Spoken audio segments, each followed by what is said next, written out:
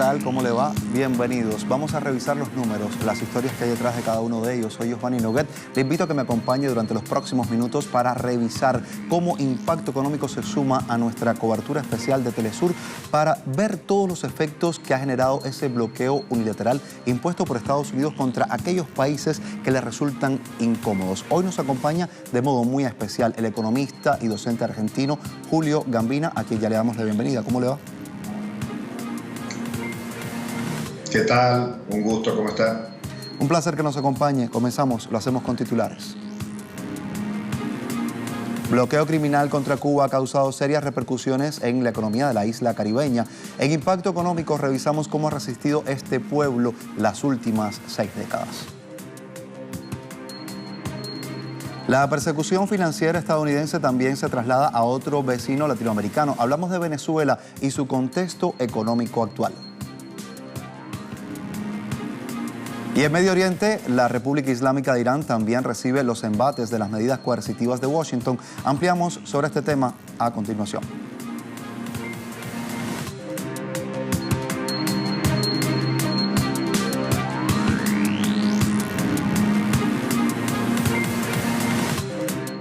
El gobierno de Estados Unidos mantiene la estrategia de persecución financiera y sabotaje contra países que no están alineados con su modelo económico. Las medidas unilaterales, los bloqueos y las denominadas sanciones constituyen una vía no convencional de guerra que ha empleado Washington para que los países padezcan de graves crisis.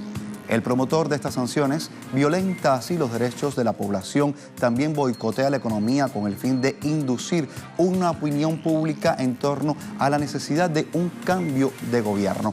En especial, traemos en Impacto Económico la revisión de los crímenes del bloqueo estadounidense que afectan a Cuba, a Venezuela, a Irán, países que difieren del modelo de la Casa Blanca. Comenzamos por la mayor de las Antillas, cuyas sanciones se han extendido ya por más de 60 años. En el arranque del año 2019, la industria de la producción de carne porcina de Cuba se vio impactada negativamente por el bloqueo estadounidense y sus aliados internacionales. El gobierno cubano afirmó que Brasil y Argentina no enviaron cargamentos, que ya estaban contratados de piensos esenciales para alimentar el ganado porcino. La medida fue tomada sin esclarecer las razones y ocasionó la disminución de los aportes de carne en 56.000 toneladas. También causó el deterioro en el peso promedio de los cerdos recién nacidos por la mala alimentación y el aumento del índice de mortalidad de la especie. En 2018, a pesar de la baja disponibilidad de alimento importado para el ganado porcino, Cuba logró una producción total de 198.974 toneladas de carne, superando la meta prevista. Para el segundo semestre de 2019, voceros del grupo empresarial ganadero mantienen una ofensiva para recontratar a todas las formas productivas del sector cooperativo campesino, con potencialidad para criar cabezas de ganado porcino. Y aunado a ello, el gobierno de la Casa Blanca recrudeció el bloqueo criminal contra Cuba, específicamente el vínculo con la inversión extranjera, reactivando entonces, luego de 23 años, el título tercero de la ley Helms-Burton. El principal objetivo ha sido estrangular la economía de Cuba, debidamente a que ha apoyado al gobierno de Nicolás Maduro en Venezuela y ha interrumpido el comercio de Cuba a nivel internacional. Eso lo ha hecho Washington. Aquí revisamos otros detalles. De acuerdo a voceros del Instituto Nacional de Investigaciones Económicas, la entrada del capítulo tercero de la ley estadounidense Helms-Burton busca aplicar en una dimensión extrema el bloqueo financiero y económico contra Cuba. Prevén que las medidas ahuyenten la inversión extranjera a la isla mediante un efecto pernicioso que infunde temor a sectores económicos que intenten comercializar con La Habana. De hecho, a la mayor de las Antillas se le ha impuesto un código elevado de riesgo país. La denominada ley Helms-Burton autoriza a nacionales estadounidenses a presentar ante tribunales del país norteño demandas contra extranjeros por un supuesto tráfico de propiedades luego de la nacionalización en 1960. Al respecto, en el mes de marzo, el presidente de Cuba, Miguel Díaz-Canel, afirmó que la ley Helms-Burton constituye una agresión a la independencia y dignidad del país. Representa el anhelo anexionista y colonial de la Casa Blanca y pretende provocar el cambio del sistema político y económico de Cuba.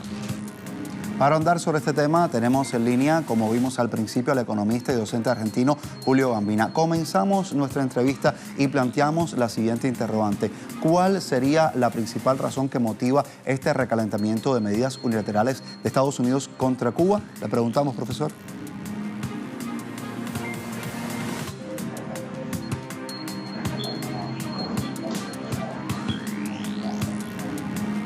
Bueno, yo creo que hay que ver, esta agresión es histórica respecto de Cuba y se ha agravado desde la llegada al gobierno de Donald Trump.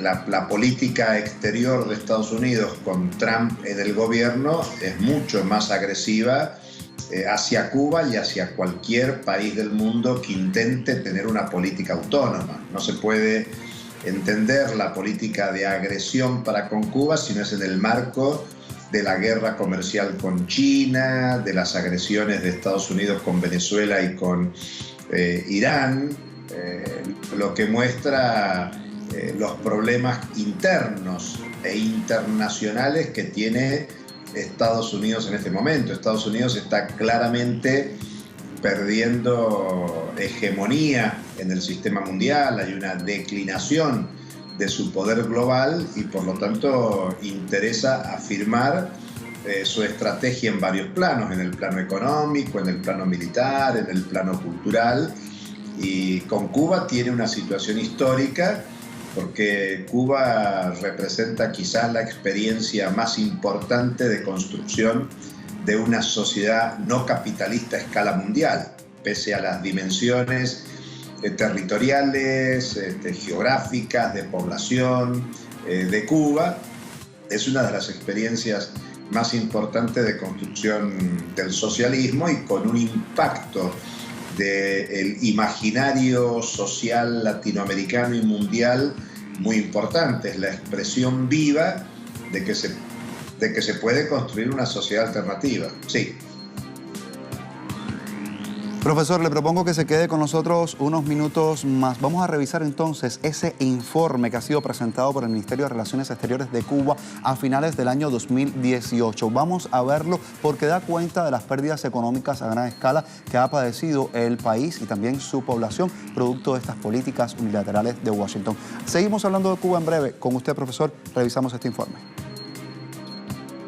De acuerdo a cifras del gobierno de La Habana, los daños económicos acumulados por el bloqueo de Estados Unidos durante 60 años superan los 933.678 millones de dólares. Por ejemplo, entre abril de 2017 y marzo de 2018, las industrias cubanas vinculadas con la química, el reciclaje y la producción de metales se vieron restringidas para adquirir equipamientos tecnológicos y sumaron más de $50.400.000 en daños. El bloqueo de Washington también impidió adquirir a Cuba medicamentos de primera necesidad para quimioterapias, equipos de cirugía robótica y de detección de enfermedades tempranas, medicinas para tratar enfermedades bacterianas y dispositivos para atender afecciones cardíacas y pulmonares. En materia educativa persisten las dificultades para costear fletes del traslado y costos de útiles escolares, material docente y otros gastos de dotación escolar. Mientras que 9 de cada 10 personas fue afectada por el déficit de alimentos entre 2014 y 2018, pese a los esfuerzos en materia de subsidio y distribución alimentaria. También en 2017, la Oficina del Tesoro de Bienes Extranjeros, dependiente del Departamento del Tesoro estadounidense, impuso una multa de $1.190 millones a una compañía asiática, fabricante de equipamientos más usados en el sistema de telecomunicaciones de Cuba, impidiendo al país el acceso a redes de Internet.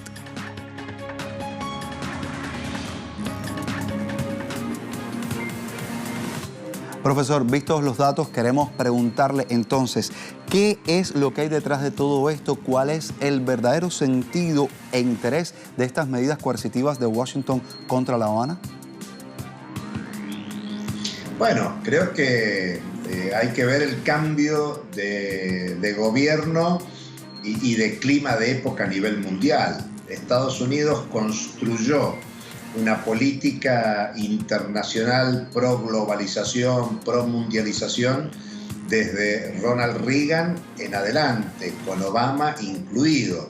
Y ese era el camino previsible que iba a tomar un gobierno del Partido Demócrata en Estados Unidos si Hillary Clinton ganaba. La asunción de Donald Trump supone una respuesta a la crisis capitalista del 2007-2009 totalmente distinta, que es el tema de America First, de cerrar de alguna manera la economía norteamericana, disputar que los capitales norteamericanos vuelvan a Estados Unidos. Es una política nacionalista que tiene aristas económicas y políticas. La confrontación con Cuba tiene un carácter político muy claro que fundamenta esa lógica nacionalista que sustenta Trump para el desarrollo del consenso electoral en Estados Unidos. Y tengamos en cuenta que el próximo año, 2020, hay elecciones en Estados Unidos y necesita mantener el consenso electoral, por lo cual sale a disputar ese consenso electoral creando una lógica anticubana, antisocialista, de defensa de los intereses nacionalistas del electorado que optó oportunamente por Trump y al que apuesta para continuar un nuevo periodo. Seguimos hablando de mucho más en breve. Usted se queda con nosotros. Vamos a estar revisando cuánto también impactan las medidas coercitivas de Estados Unidos contra países como Venezuela. ¿Cuánto afectan el día a día de los venezolanos? Le contamos al volver. Acompáñenos.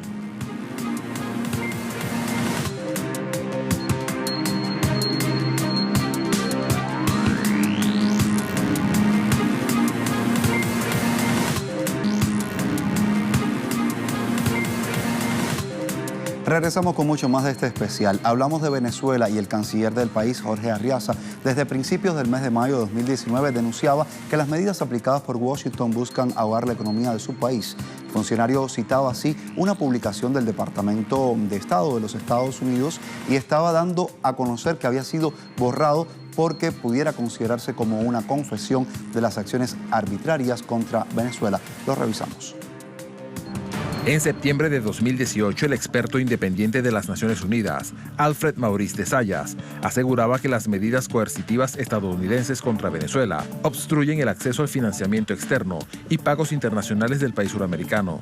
También tienen como principal meta impactar en el funcionamiento normal del aparato productivo nacional, creando una reducción de la oferta de bienes y servicios locales. Venezuela había conseguido en los últimos años establecer un modelo de gestión que gozaba de reconocimiento de agencias de la ONU por las mejoras en materia social a la población. Sin embargo, desde diciembre de 2014 el Congreso de Estados Unidos estableció una hoja de ruta de medidas coercitivas unilaterales acompañado por países aliados. Esta situación impuso a Venezuela una guerra económica que ha causado el deterioro sistemático de la población venezolana en el acceso al sistema de salud, cuando el derecho había sido reivindicado con el modelo de protección social. Igualmente se confiscaron a Venezuela activos físicos y financieros en el marco de una estrategia de socavamiento de la soberanía nacional y de saqueo progresivo, y se obligó al país a reducir sus ingresos por exportación petrolera, siendo esta una de las principales fuentes de divisas. Y estas sanciones unilaterales de Estados Unidos contra Venezuela resultan una realidad que el propio gobierno estadounidense reconoce, como hemos visto. En concreto, las medidas de Washington han repercutido de forma negativa en las instituciones financieras venezolanas, en su principal industria, PDVSA, y también en el acceso de sus cuentas, fondos y activos soberanos con los que el Estado venezolano atiende de manera fundamental a la sociedad y sostiene sistemas de protección social. Veamos. En un resumen informativo que el Departamento de Estado norteamericano publicó el 23 de abril de 2019 y que fue borrado horas después, la administración Trump reconoció la aplicación de 150 medidas coercitivas unilaterales contra Venezuela desde el año 2017.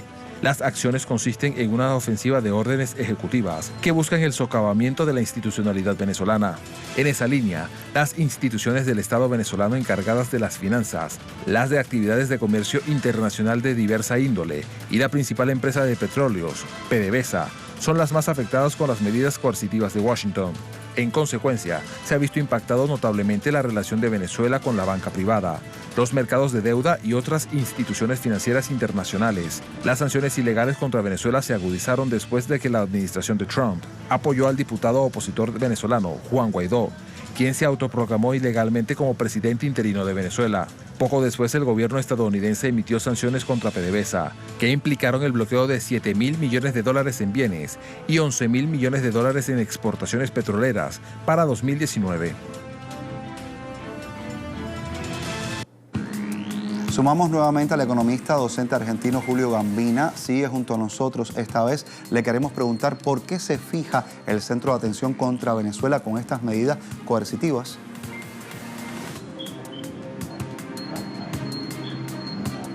Yo creo que con Venezuela hay que tener dos carriles de análisis fundamentales.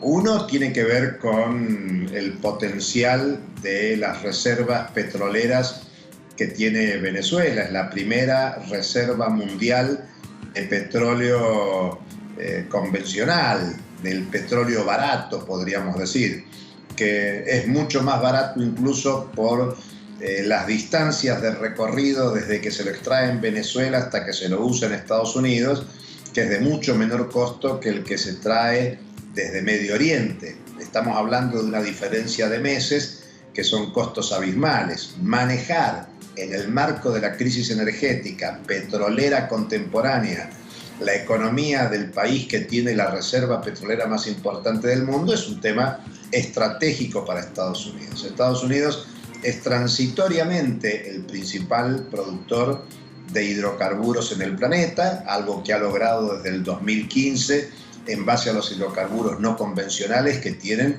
un elevado costo. Por eso tener acceso a esas reservas petroleras es fundamental. Pero también, y quizás tan o más importante que el petróleo, los recursos naturales en términos generales, la propuesta de revolución bolivariana, de socialismo del siglo XXI, el vínculo de Venezuela con Cuba, hermana a Venezuela con la agresión y el bloqueo que Estados Unidos lleva adelante con Cuba. Digamos que Estados Unidos no puede permitirse en esta etapa de política exterior estadounidense que pretende afirmar la hegemonía norteamericana sobre el sistema mundial, que haya países que planteen una estrategia de desarrollo no capitalista.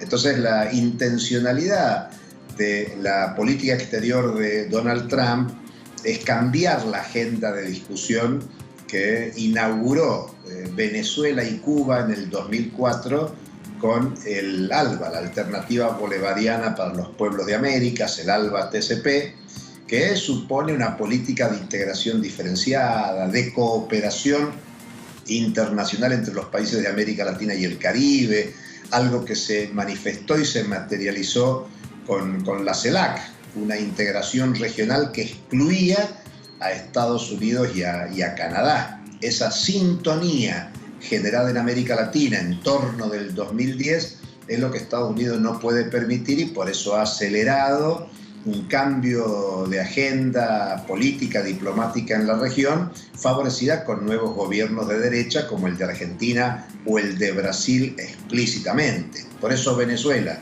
sea por el petróleo o por el proyecto de desarrollo explicitado en la Revolución Bolivariana, el socialismo del siglo XXI, es algo que está a contramano de la política exterior estadounidense. Profesor, nuevo alto en nuestra conversación. Al regreso, usted se queda con nosotros porque vamos a estar revisando cuál es la resistencia que ha mostrado el pueblo iraní ante todo este asedio que no se detiene por parte del gobierno de Washington. Regresamos en breve con más. Acompáñanos.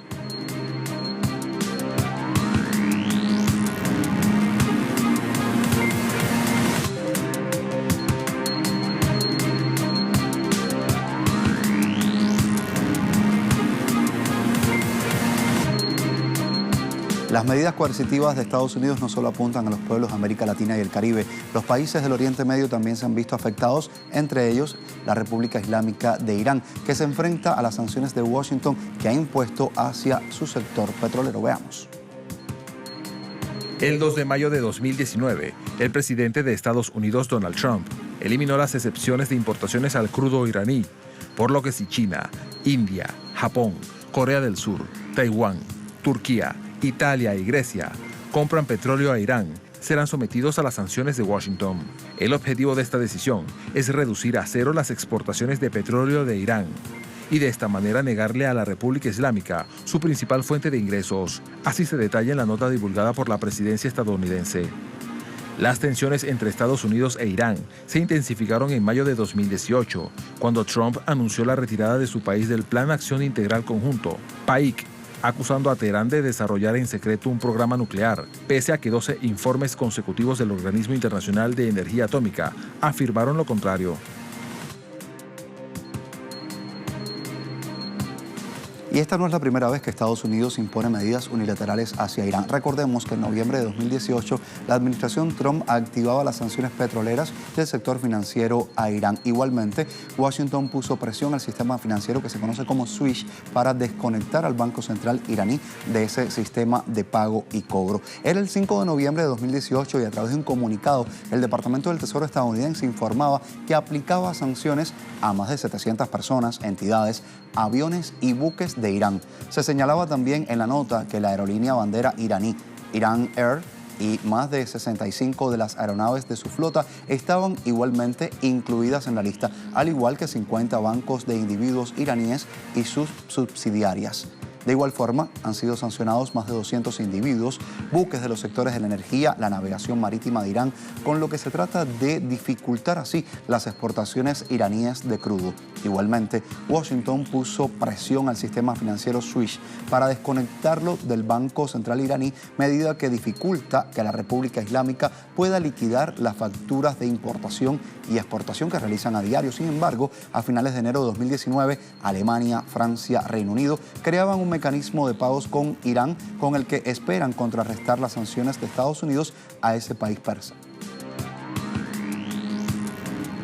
Del tema también sumamos al economista y docente argentino Julio Gambina. Le preguntamos a esta hora cuál sería, Gambina, el impacto de estas medidas coercitivas para Irán y la región del Oriente Medio. Adelante, le escuchamos.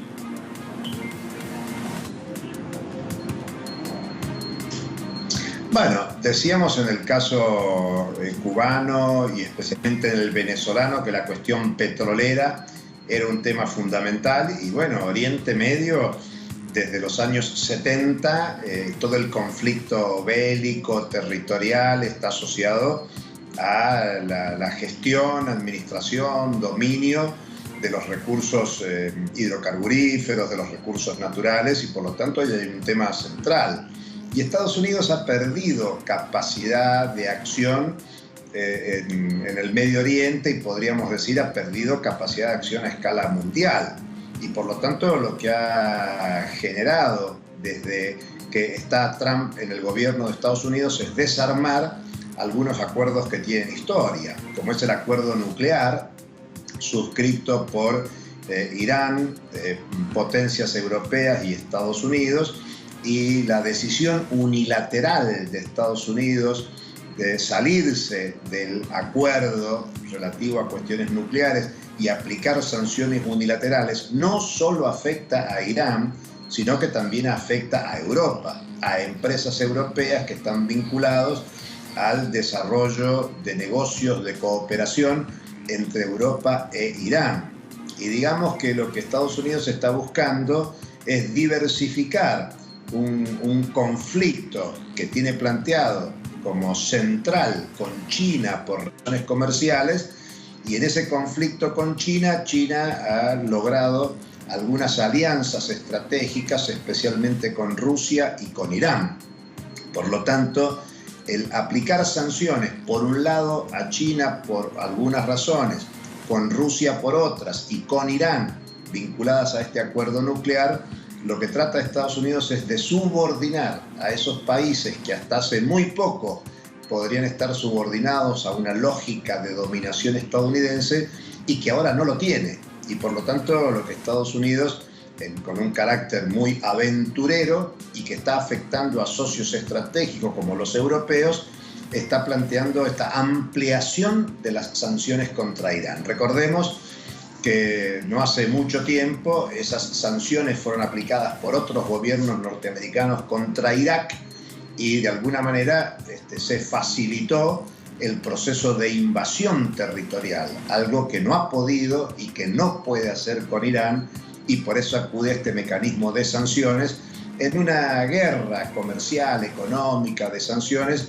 que hasta ahora no le está dando resultados, porque en el caso específico de Irán, Irán mismo le está planteando a los socios occidentales de Estados Unidos que desoigan las presiones de Estados Unidos, porque Irán terminaría saliéndose del acuerdo nuclear oportunamente suscrito, y eso perjudicaría seriamente ya no solo las sanciones de Estados Unidos sobre Irán, sino a Europa, que Irán salga de este acuerdo nuclear de carácter internacional. Por eso es una agresión para intentar mantener la capacidad de dominación política, económica, militar de Estados Unidos sobre el conjunto del sistema mundial. Gracias, profesor. Hasta la próxima. Nos vemos. Gracias, igualmente. Hasta cualquier momento. Un placer que nos haya acompañado Julio Gambina, analista internacional, docente argentino, que ha estado junto a nosotros en este especial que Impacto Económico ha sumado a nuestra programación de Telesur para mostrarles los efectos del bloqueo y las medidas unilaterales de Estados Unidos contra diversos países. Esta vez revisamos Cuba, Venezuela e Irán. Será hasta la próxima. Continúa con nosotros.